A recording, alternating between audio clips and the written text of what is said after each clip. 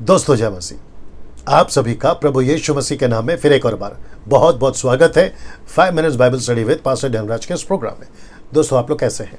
आशा करता हूं आप लोग खैरियत से हैं, सलामत हैं।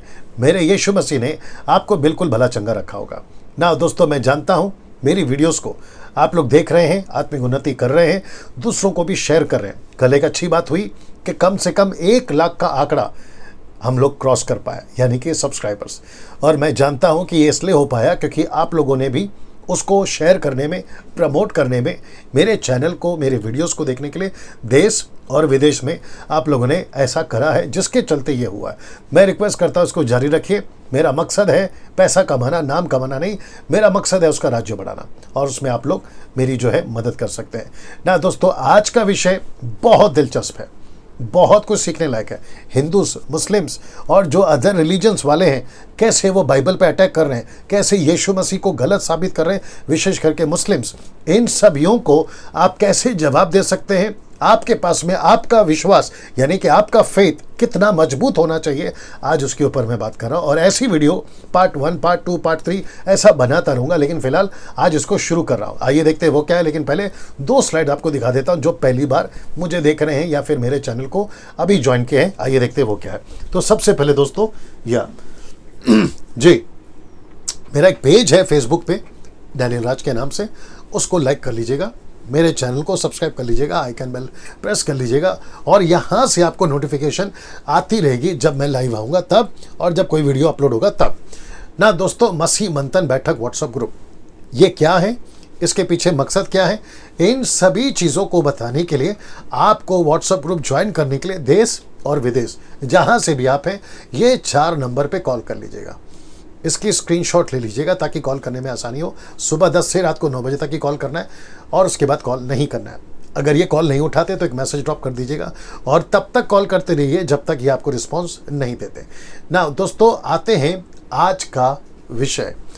जी दोस्तों, आज का विषय बहुत ज़्यादा सीखने लायक, समझने लायक है। और वह क्या है आज का विषय, ठीक आपके स्क्रीन के ऊपर अभी रख रहा हूँ, पहले देख लेते हैं। लिखा है हर विश्वासी को ये 4 बातें, कौन सी बातें आपके बीच में रख रहा हूं, हर विश्वासी को ये 4 बातें सबसे पहला समझना चाहिए, और दूसरा है, और लिखा है और समझाना आना चाहिए। ये कौन सी 4 बातें हैं जिसको आपको समझना और दूसरों को समझाना आना चाहिए? मैं रिपीट कर देता हूं, हर विश्वासी को ये 4 बातें समझना चाहिए और समझाना आना चाहिए। अब ये 4 बातें क्या हैं मैं आपको बता देता हूं। सबसे पहला जी दोस्तों, लिखा है ऊपर देख लीजिएगा, पहला यीशु प्रभु है, दूसरा यीशु क्रूस पर मारा गया था, तीसरा यीशु जी उठा है, और चौथा यीशु वापस आने वाला है। अब आप लोग सोच रहे होंगे कि पास्टर डैनियल आपने ये विषय को क्यों चुना? बड़े ध्यान से सुनना। मुस्लिम्स खास करके, अगर आपको नहीं पता कि टोटल वर्ल्ड पॉपुलेशन, रिलीजियस की बात कर रहा हूँ, माफ करें, रिलीजन्स की बात कर रहा हूँ, टोटल रिलीजन टॉप पर अभी फिलहाल क्रिश्चियंस है, उसमें सब तरह के लोग हैं। उसमें कैथलिक्स हैं, कैथलिक तो 50% है, फिर ऑर्थोडॉक्स हैं, प्रोटेस्टेंट्स हैं, कैरिस्मेटिक हैं, पेंटिकॉस्टल्स हैं, ऐसे मिलाकर सबसे ज़्यादा अभी टॉप पर पूरी दुनिया में हाईएस्ट रिलीजन नंबर 1 पर क्रिश्चियंस है। दूसरा, आपको शौक होगा जानकर, दूसरा है मुस्लिम्स। जी दोस्तों, मुस्लिम्स, और तीसरे नंबर पर हिंदू आता है, और फिर उसके बाद में बुद्धिस्ट है, जूइश है, पारसी है, XYZ, ठीक है ना। अब इनमें से जो सबसे ज़्यादा जो अटैक कर रहा है बाइबल पर, गलत बातों को लेकर वीडियोस बनाए जा रहे हैं, और दूसरा कह रहे हैं कि यीशु मसीह खुदा नहीं है, यानी कि प्रभु नहीं है। दूसरा कह रहे हैं कि यीशु क्रूस पर मारा नहीं गया, तीसरा कह रहे हैं कि यीशु जी नहीं उठा, और चौथा कह रहे हैं कि यीशु आने वाला नहीं है। अब ये लोग कौन है? खास करके इसमें सबसे ज़्यादा मुस्लिम्स है, बाकी लोग तो बात कर ही रहे। अब आप लोग जो विश्वासी हैं, आप लोग जो क्राइस्ट फॉलोवर्स हैं, आप लोग जो यीशु के फॉलोवर्स, अनुयायी हैं, अब आपको ये समझना ज़रूरी है कि टोटल 4 किताबें, जिसको मुस्लिम्स कहते हैं इंजील, और जिसको हम क्रिश्चियंस यानी कि क्राइस्ट फॉलोवर्स कहते हैं गॉस्पल, सुसमाचार की किताब, वह है मत्ती, मरकुस, लूका, यूहन्ना। इंग्लिश में मैथ्यू, मार्क, लूक, जॉन। मत्ती की किताब में 28 अध्याय, मरकुस की किताब में 16, लूका की किताब में 24, यूहन्ना की किताब में 21। अब ये सभी 4 किताबें अगर आप कभी पढ़े हैं, जो कि आप पढ़ते भी होंगे, कोई 10 साल से, कोई 20 साल से, तो सबसे ज़्यादा 4 किताबों में, जो कि 4 किताबें की टीचिंग या उनका फाउंडेशन, बुनियाद अगर टिका है तो ये चारों पे टिका है। यीशु प्रभु है, 4 किताबें कहती है। यीशु क्रूस पर मारा गया, 4 किताब कहती है। यीशु जी उठा, चारों किताबें कहती है। यीशु वापस आने वाला है, चारों किताबें कहती है। अब कुछ लोग, मसीह की बात कर रहा हूं, विश्वासियों की बात कर रहा हूं, कुछ लोग इसको जानते नहीं है। वो पढ़ रहे हैं सालों से, वो सीख रहे हैं सालों से, लेकिन क्या पढ़ रहे हैं और क्या सीख रहे हैं?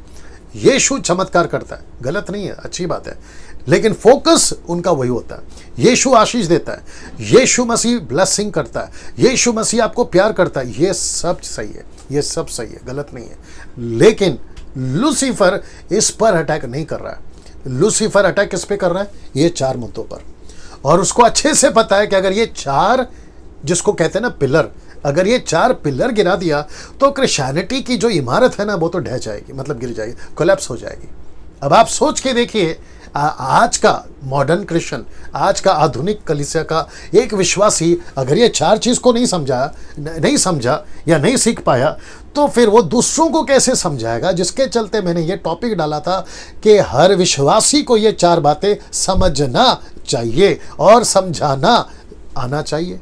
उसको खुद भी समझना है और दूसरों को समझाना आना चाहिए। अगर ये इस पे फोकस नहीं करता है, ये 4 चीज़ों पे वो फोकस नहीं करता है, उसको पहले ये 4 चीज़ें खुद समझना है, फिर उसको दूसरों को समझाना आना चाहिए। और उसके चलते ये 5 मिनट्स बाइबल कॉन्सेप्ट में आज मैंने ये विषय को चुना और मैं एक एक करके आपके बीच में रखता जाऊंगा। तो सबसे पहला है, यीशु प्रभु है। अब इसको कैसे साबित करें? क्योंकि वो कहते हैं यीशु प्रभु का ब्रैकेट में हम गॉड डाल सकते हैं, खुदा डाल सकते हैं, एलोहिम डाल सकते हैं। मुस्लिम्स कहते हैं कि यीशु प्रभु है ही नहीं, हो ही नहीं सकता। यीशु ने कभी खुद को नहीं कहा कि वो गॉड है। यीशु ने कभी खुद नहीं कहा कि मैं परमेश्वर हूं, तो वो नहीं मानते।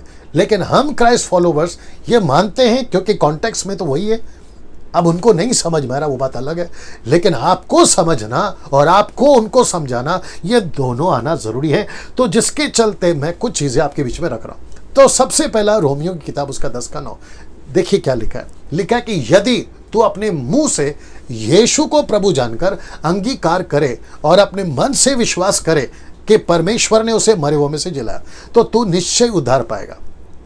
अब इसका कॉन्टेक्स्ट मैं आगे आपके बीच में रख रहा हूं, और वह है ये, इसको देख लीजिएगा, रोमियो की किताब, उसका 10:12 और 13। मैं आपको बताता हूं कैसे।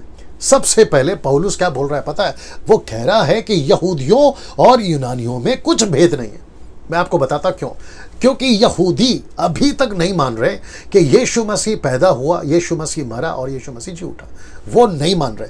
और साथ ही साथ यहूदी ये भी नहीं मानते कि यीशु मसीह परमेश्वर है या यीशु मसीह प्रभु है। प्रभु को इंग्लिश में लॉर्ड कहते हैं, LORD, लॉर्ड। लॉर्ड का मतलब होता है लॉर्डशिप। जैसे ही आप कहते हो किसी को कि ये मेरा लॉर्ड है, आप उसके गुलाम हो गए, आप उसके दास हो गए, वो आपका स्वामी हो गया। तो यीशु मसीह को पौलुस कह रहा है कि जब तक तुम यीशु को प्रभु जानकर, यानी कि प्रभुता करने वाला, लॉर्डशिप करने वाला नहीं स्वीकार करोगे, तो तुम्हारा उद्धार नहीं हुआ है।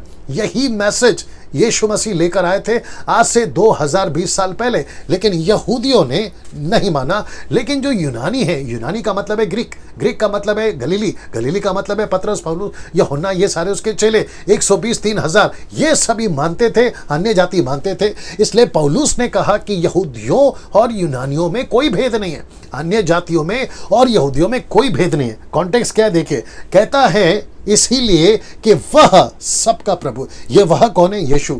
यीशु सबका प्रभु है। अब यहां पे मैं आपको डंके की चोट पे, खुले तौर पे, बिल्कुल सीना चौड़ा करते हुए ये कहना चाहूंगा, हिंदू, मुस्लिम, सिख, ईसाई, बुद्धिस्ट, पारसी, आदिवासी, पृथ्वी का रोडपति, करोड़पति, टाटा, बिरला, अंबानी, नेता, अभिनेता, वो चाहे कहीं का भी हो, लंदन का प्रिंस हो या दुनिया का कोई भी इंसान हो, बशर्ते इंसान हो, वो कैसा भी हो, सबका प्रभु यीशु है। सबका प्रभु है, वो सबका प्रभु है और उद्धार उसी के द्वारा है। और जिसके चलते पौलुस ने कहा, इसलिए देखो लिखा है, और अपने सब नाम लेने वालों के लिए उद्धार है। कौन उद्धार है? यीशु मसीह उद्धार है। अब इसको देखिए, क्योंकि जो कोई प्रभु का नाम लेगा वह उद्धार पाएगा।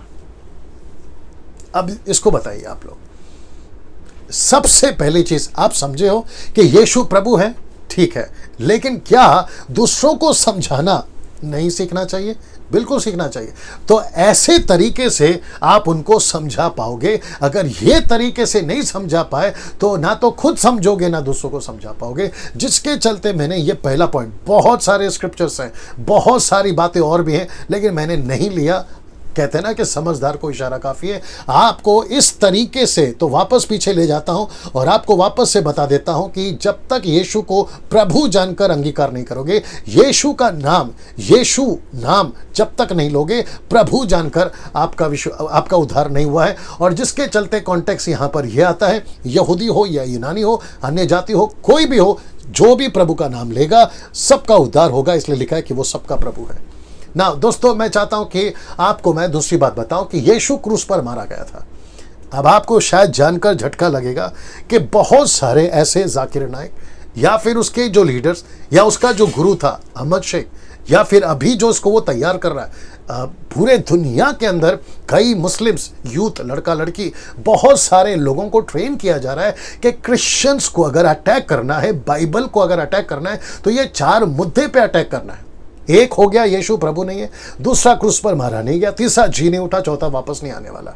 इस पर ही अटैक करो। और आपको पता है कि 99.9% क्रिश्चियंस फेल हो गए इसको समझने और इसको समझाने में।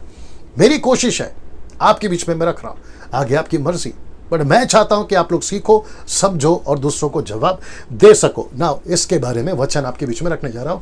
सबसे पहला, यीशु मसीह के बारे में जब यीशु को क्रूस पर चढ़ाया जा रहा था तो मत्ती 27:35, मैथ्यू 27:35, तब उन्होंने उसे क्रूस पर चढ़ाया। उन्होंने, अब इसमें टोटल 4 लोग हैं।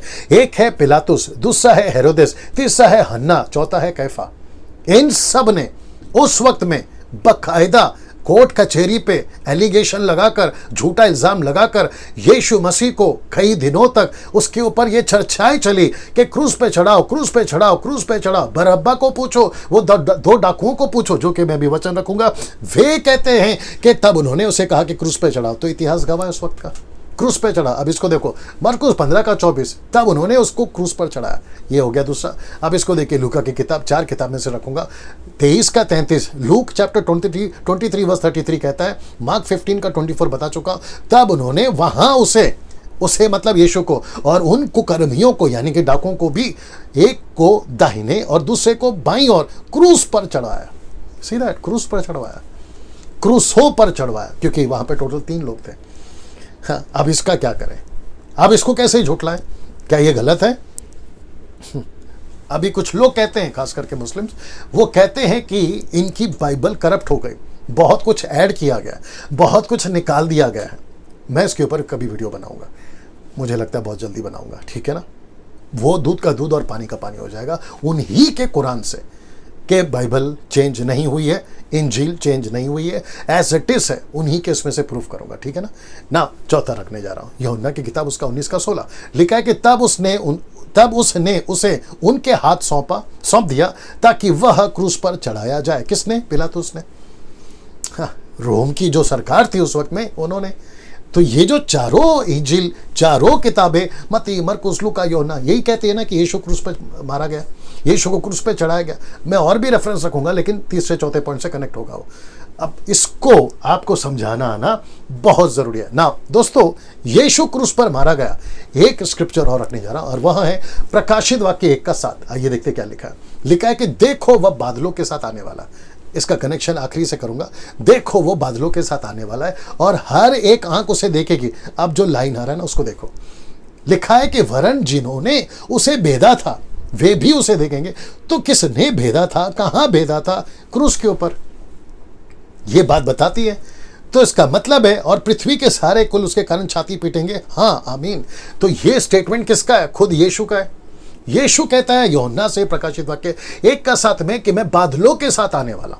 हर एक आंख उसे देखेगी, वरना जिन्होंने उसे भेदा था तो कहाँ भेदा था? क्रूस के ऊपर ना। इसका पैरेलल यानी कि यीशु के पैदा होने से 600 साल पहले या कई वर्षों पहले यीशु के बारे में क्या कहा? किसने? इसने, जकरिया ने 12:10 में। बिल्कुल पैरेलल, मिलता जुलता। क्या लिखा है पता है? तब वे मुझे ताकेंगे, अर्थात जिसे उन्होंने भेदा था। अब याद आ गया आपको? इसका मतलब है कि प्रकाशित वाक्य की किताब में लिखा है भेदा था, जकरिया की किताब में लिखा है भेदा था। अब आप समझ रहे हैं, यीशु मरा भी नहीं था, यीशु क्रूस पे चढ़ा भी नहीं था, लेकिन उसके पहले प्रोफेसी हो गई है कि ऐसा एक दिन आएगा, यीशु बादलों पर आएगा, ताकेंगे, देख रहे हैं आप। और लिखा है कि हर कोई उसको देखेगा, और लिखा है कि अर्थात जिसे उन्होंने भेदा था, और उसके लिए ऐसे रोएंगे। पीछे पड़ा था ना, छाती पीटेंगे, ऐसे रोएंगे जैसे इकलौते पुत्र के लिए रोते पीटते हैं, और ऐसा भारी शोक करेंगे जैसा पहलौटे के लिए करते हैं। अब आपको याद आ गया होगा। तो ये दो स्क्रिप्चर बताता है, एक तभी वर्तमान में, और अभी ये जो कि पास्ट में बताया गया था प्रोफेसी के रूप में कि जिन्होंने भेदा था। अब आप देखिए कितना पावरफुल है ना। दोस्तों, मैं चाहता हूं कि अभी मैं आ रहा हूं तीसरे पे। यीशु जी उठा है, यीशु जी उठा है। अब इसके बारे में उस वक्त में चारों तरफ हल्ला था। अब यीशु जी उठा है, मैं कम से कम 2 से 3 दर्जन स्क्रिप्चर रख सकता हूं, लेकिन जरूरत नहीं है। मैं फिलहाल आपके लिए ये रख रहा हूं, जो कि लिखा है प्रेरितों की किताब, उसका 2 अध्याय वचन 23 और 24। ये पतरस है जो पवित्र आत्मा से भरकर 3000 को प्रचार कर रहा है। हालांकि काफी लोग थे, लेकिन 3000 का उद्धार हुआ, इसलिए मैंने 3000 का। आइए देखते हैं उसने क्या बोला। लिखा है कि उसी को जब वह परमेश्वर की ठहराई हुई मनसा और होनहार के ज्ञान के अनुसार पकड़वाया गया, अब इसको देखो, तो तुमने अधर्मियों के हाथ से उसे क्रूस पर चढ़ाकर मार डाला। यह कब की घटना है? यीशु जी उठा 3 दिन के बाद, फिर यीशु मसीह बादलों पर उठा लिया गया 40 दिन के बाद, ठीक है ना। उसके बाद ठीक 10 दिन के बाद, यानी कि टोटल जी उठ के 3 दिन वो और 50 दिन, टोटल 50 दिन यीशु के उठा लिए जाने के बाद पतरस को पवित्र आत्मा मिलता है। वो प्रचार कर रहा है वहां के यहूदियों को, और कहता है कि तुमने उसे क्रूस पर चढ़वा दिया। अगर क्रूस पे नहीं चढ़ाया होता तो 3000 सवाल नहीं पूछते कि कैसे तुम कह रहे हो कि यीशु को क्रूस पे चढ़ाया, जबकि ऐसी कोई घटना घटी ही नहीं थी। तो खुलेआम प्रचार हो रहा था। अगर आज का युग अगर तब होता तो न्यूज़पेपर पर आ जाता, व्हाट्सएप पर आ जाता, फेसबुक पर आ जाता, आपके पता नहीं कहां आ जाता कि एक मसीहा को क्रूस पे चढ़ाया गया था, लेकिन वो 3 दिन के बाद जी उठा, और उसका प्रचार गली गली, शहर शहर उसके 120 लोग प्रचार कर रहे हैं। ऐसा कर कर न्यूज़ आता। दोस्तों, फिर मेरा प्रश्न है कि ये कुछ ऐसे लोग, जिसको मैं कहूंगा अधूरे ज्ञान के लोग, मूर्ख लोग, जो लूसीफर के चलाए चल रहे हैं, वो कह रहे हैं कि यीशु ना तो प्रभु है, ना तो खुदा है, ना यीशु क्रूस पे मरा और ना जी उठा। अब आप देखिए, आपको समझना बहुत जरूरी है कि इस तरीके से आपको समझना और इस तरीके से ऐसों को समझाना, क्योंकि लूसीफर अंदर अटैक तो कर ही रहा है, लेकिन बाहर से भी वो अटैक कर रहा है, और खास करके यीशु पर और खास करके बाइबल पर। तो दूसरा भी दिखा देता हूं। परंतु उसी को परमेश्वर ने मृत्यु के बंधनों से छुड़ाकर जिलाया। तो देखिए लीजिए, जिलाया तो यीशु जी उठा है।